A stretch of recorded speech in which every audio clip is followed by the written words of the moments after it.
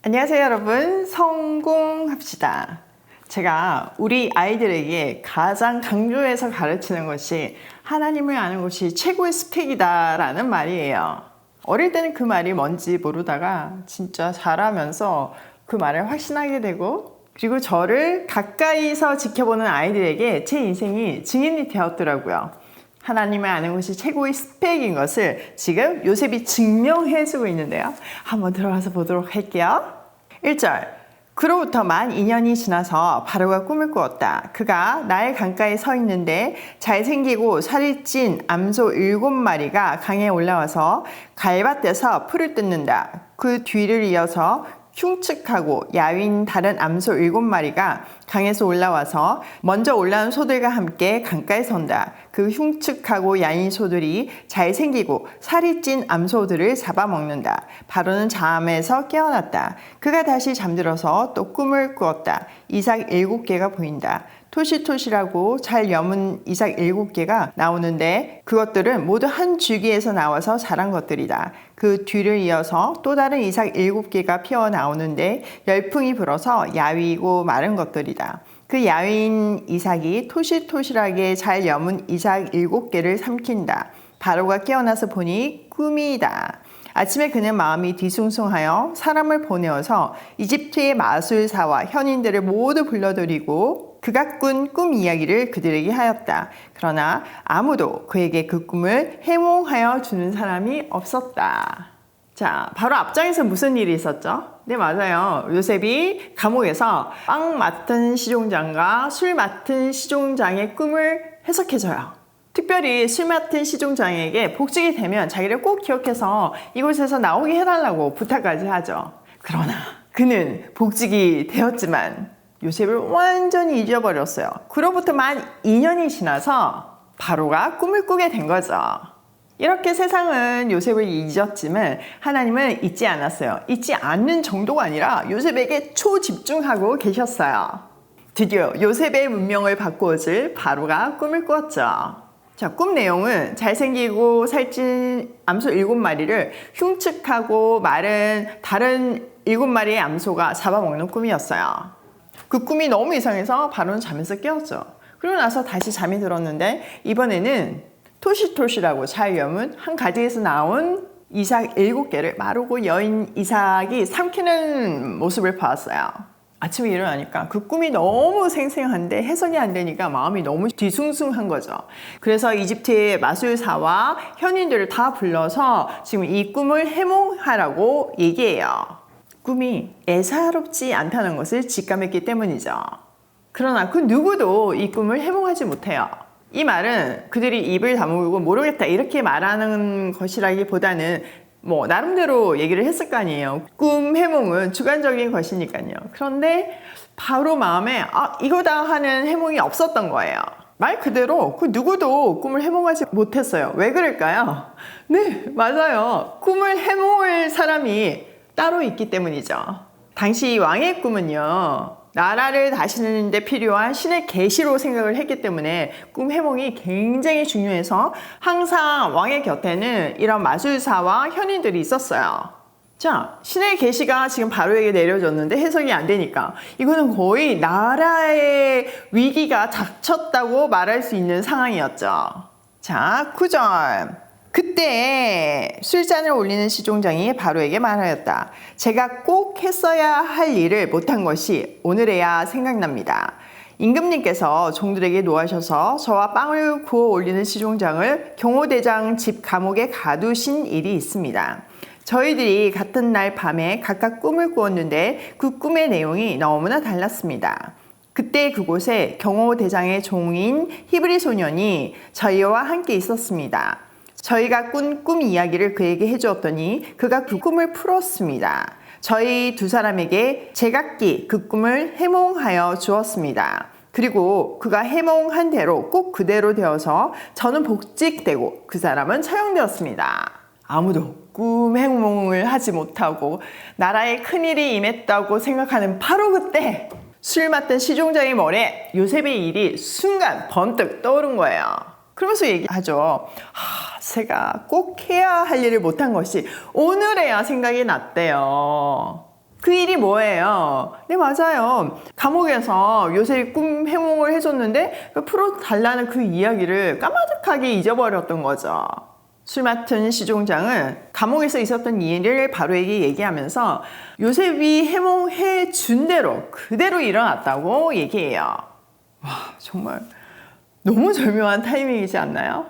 지금까지 요셉의 스토리를 보면요, 너무 가슴이 아프고 안타까워요. 꼬여도 어떻게 이렇게 꼬일 수가 있을까, 그런 생각이 들고, 그 상처를 과연 감당할 수 있을까, 이런 생각이 들기도 하죠.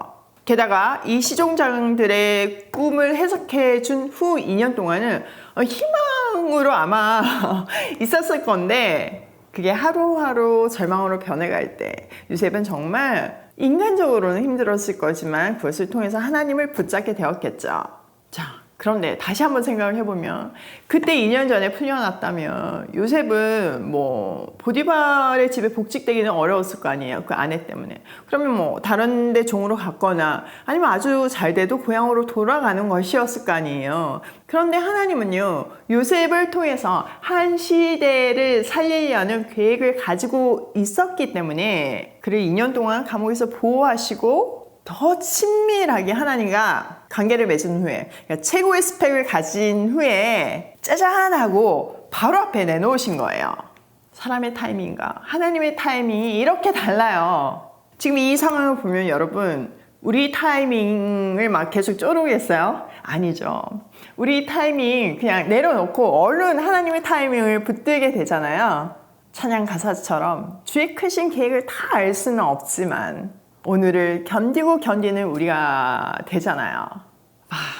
너무 감동스럽네요. 자, 14절. 이 말을 듣고서 바로가 사람을 보내어 요셉을 불러오게 하였고 사람들은 곧바로 그를 구덩이에서 끌어냈다. 요셉이 수염을 깎고 옷을 갈아입고 바로 앞으로 나아가니 바로가 요셉에게 말하였다.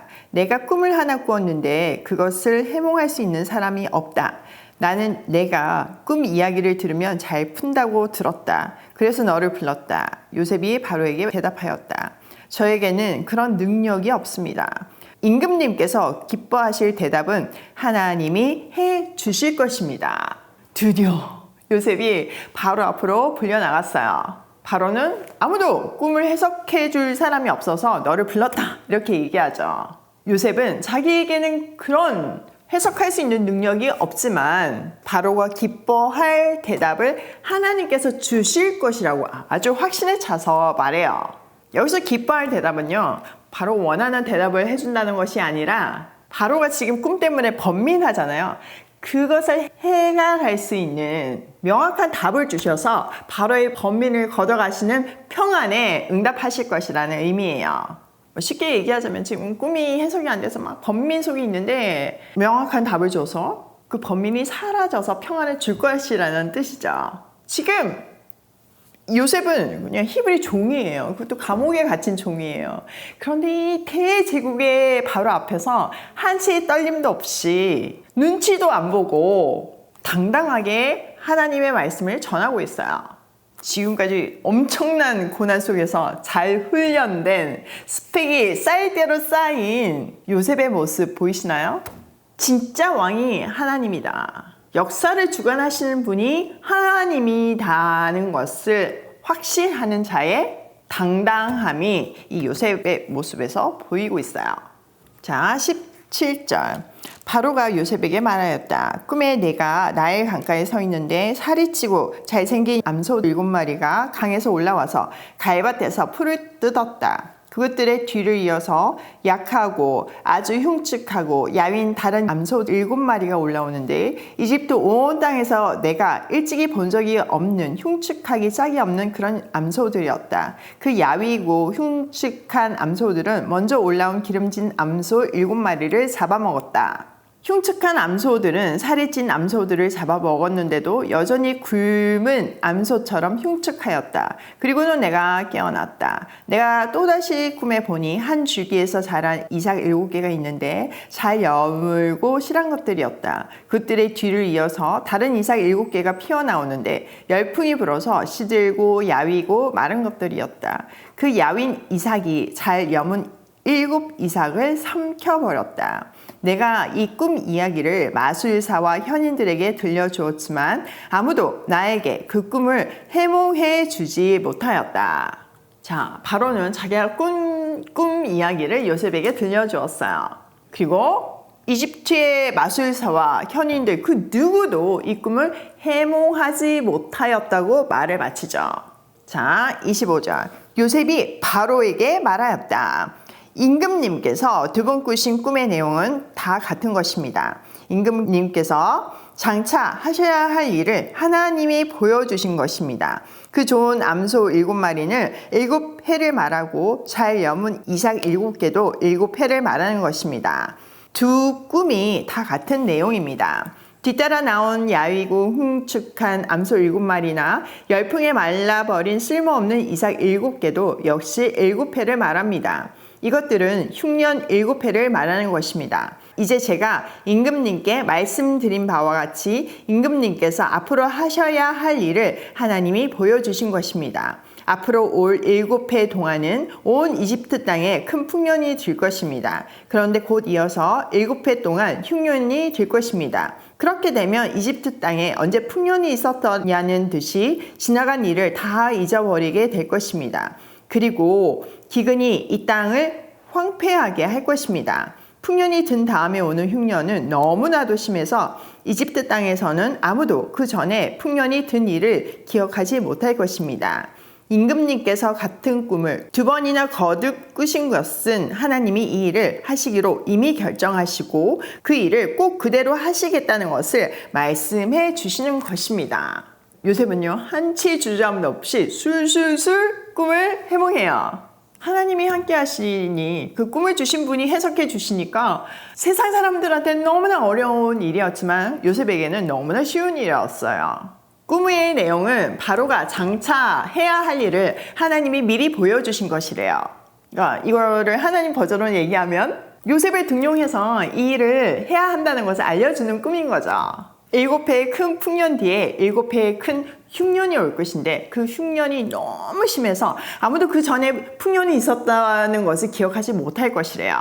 그리고 바로가 두 번이나 거듭 이 꿈을 꾼 것은 하나님이 이미 이 일을 하시기로 결정하시고 그 일을 꼭 그대로 하실 것이라는 것을 말씀해 주는 것이래요. 자, 33절. 이제 임금님께서는 명철하고 슬기로운 사람을 책임자로 세우셔서 이집트 땅을 다스리게 하시는 것이 좋을 듯합니다. 임금님께서는 전국의 관리들을 임명하셔서 풍년이 계속되는 7해 동안에 이집트 땅에 거둔 것의 5분의 1을 해마다 받아들이도록 하심이 좋을 듯합니다. 앞으로 올 풍년에 그 관리들은 온갖 먹거리를 거두어 드리고 임금님의 권한 안에 각 성읍에 곡식을 갈무리하도록 하십시오. 이 먹거리는 이집트 땅에서 7해 동안 이어갈 흉년에 대비해서 그때 이 나라 사람들이 먹을 수 있도록 갈무리해 두셔야 합니다. 그렇게 하면 이 기근이 이 나라를 망하게 하지 못할 것입니다. 요셉은요, 꿈 해몽에서 거치는 것이 아니라 대책도 분명하게 말해요. 자, 그 대책은 명철하고 지혜로운 사람을 이 일의 책임자로 세워서 이집트 땅을 다스리게 하라고 해요. 두 번째는 전국의 관리들을 임명해서 그 총책임자를 돕게 하라는 거죠. 구체적으로 7년의 풍년 동안 5분의 1의 곡식을 비축해 두었다가 7년의 흉년 동안에 조금씩 풀어서 사용하래요. 마지막으로 각 성읍에 곡식 보급망을 만들어가지고 모든 국민을 기근으로부터 보호해야 하지만 나라가 망하지 않을 것이래요. 너무나 명쾌한 답이죠. 자, 지금 보니까 꿈을 해몽해 줄 사람이 없었잖아요. 그러면 이 일을 완전 정확하게 알고 실행할 책임자는 있을까요? 없어요. 하나님하고 그 긴밀하게 말씀을 받아가지고 이게 실행을 해야 하는 거잖아요. 하나님은요, 세상의 주관자가 하나님이심을 고백하고 하나님 앞에서 사는 요셉에게 꿈도 해몽해 주시고 정책도 주시고 구체적인 실행 방법도 주셨어요. 이것을 통해서 요셉이 이 일의 적임자임이 바로와 그 신하들 앞에서 입증이 된 거죠. 그러니까 그들이 그 뒤에 뭐라고 얘기해요? 하나님의 영이 함께하는 사람이 이 사람 말고 어디 있겠냐 이렇게 얘기하면서 만장일치로 한순간에 이 종을, 그것도 감옥에 갇힌 히브리 종을 애굽의 총리로 삼잖아요. 여러분, 진짜 하나님을 제대로 아는 것이 인생의 스펙이지 않나요? 우리가 세상의 고지를 점령하는 것이 목표는 아니지만요, 하나님이 부르신 각자의 자리가 있잖아요. 그 사명을 깊이 있게 깨닫고 주신 역할을 제대로 감당하는 그런 행복한 인생을 살려면요, 하나님을 제대로 알아야 돼요. 어떻게? 말씀과 기도로요. 그리고 그거를 아주 세밀하게 훈련시키는 것이 고난이에요. 요셉이 증인이잖아요. 저도 증인이고요. 자, 오늘 내용을 우리 삶에 한번 적용을 해보면요, 첫 번째, 하나님이 하시면 된다. 여러분, 진짜 아무리 불가능한 상황이라도, 뭐 몇천 대 1이라 할지라도, 불가능한 상황이라 할지라도 하나님이 하시면 돼요. 아니, 어떻게 종이 총리가 되겠어요? 하나님이 하시면 된다는 증거예요. 두 번째, 하나님을 아는 것이 최고의 스펙이다. 이게 왜 그러냐면요, 하나님은 우주 만물을 창조하시고 그리고 사람을 지으신 분이잖아요. 그러니까 정확한 매뉴얼을 알고 계세요. 그리고 역사를 주관하시는 분이잖아요. 미래까지 다 완벽하게 알고 계세요. 그러니까 우리가 앞으로 미래에 일어날 일을, 그리고 내가 어떻게 살아야 하는지를, 그리고 세상을 어떻게 통치해야 하고 사람 관계를 어떻게 관계 맺어야 되는지를, 그것을 만드신 분에게, 정답을 갖고 계신 분에게 물어보면 당연히 답을 알 수 있잖아요. 근데 그게 경지가 돼야지만 친밀한 관계가 만들어지고 정말 내 욕심이 제거된 하나님의 뜻을 알 수 있잖아요. 그렇기 때문에 우리가 하나님을 아는 것이 최고의 스펙이라고 얘기하는 거예요. 하나님을 아는 것에 우리 인생을 거는 올패밀리가 되면 좋겠어요. 하나님이 주어가 되는 인생을 살자. 우리는 뭐 살다 보면 내가 뭘 했고 내가 뭘 했고 이렇게 되게 쉽잖아요. 지금 그 앞에 야곱의 인생을 보면 나나나, 계속 자기가 중심이 돼서 나나나송을 부르고 있잖아요. 근데 그의 인생이 하나님 손에서 만져짐에 따라서 그의 인생이 어떻게 되나요? 주어가 이제 나에서 하나님으로 바뀌어요. 가장 행복한 인생은요, 내가 주도하는 인생이 아니라 하나님이 주도하는 인생이에요. 정답을 갖고 계신 그분께, 미래를 확실히 알고 있는 그분께 질문해야 되는 거죠. 오늘도 하나님이 주어가 되는, 하나님이 열어주시는 하루가 되길 소망하며 고고싱해요.